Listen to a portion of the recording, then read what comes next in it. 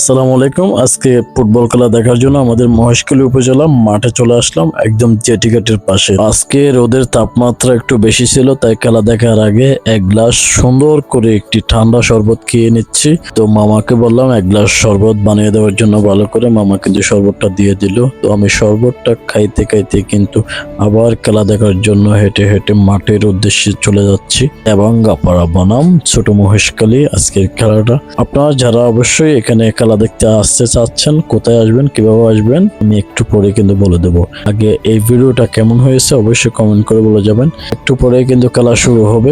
আপনারা দেখতেছেন প্লেয়াররা কিন্তু এস করে ফেলছে। এটা হচ্ছে আমাদের মহেশখালী উপজেলা এর কক্সবাজার টু মহেশখালী পারাপারের যে জেটি ঘাট রয়েছে, সেই জেটি ঘাটের মাঝখানে একটা ফয়সাল আমিনের রেস্টুরেন্ট আছে। ওই ফয়সাল আমিনের রেস্টুরেন্টের পাশেই এই মাঠটা। আপনারা এখানে আসলে অবশ্যই খেলা দেখতে পারবেন। এখানে দেখেন হাজার হাজার দর্শকের মধ্য দিয়ে কিন্তু ফুটবল খেলা শুরু হয়ে গিয়েছে।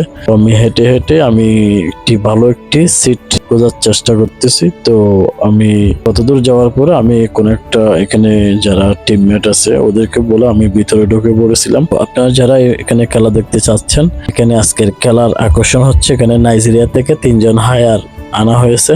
এখানে মেন আকর্ষণ বিষয় হচ্ছে আজকে এখানে যে প্রথম গোল দিতে পারবে তার পুরস্কার হচ্ছে 5,000 টাকা। এটা হচ্ছে আমাদের ছোট মহেশখালী মানবিক শাহাবুদ্দিন ভাইয়ের পক্ষ থেকে কিন্তু 5,000 টাকা পুরস্কৃত ঘোষণা করেছে। আমার সবচেয়ে ফেভারিট খেলা হচ্ছে ফুটবল খেলা। ছোট মহেশখালী হেরে গেছে দেবাঙ্গাপাড়া। তো দেখেন এখানে হাজার হাজার দর্শক, স্টেডিয়ামের চতুর্পাশে দর্শক। তো আসবেন সবাই, খেলা দেখবেন, ভালো লাগবে।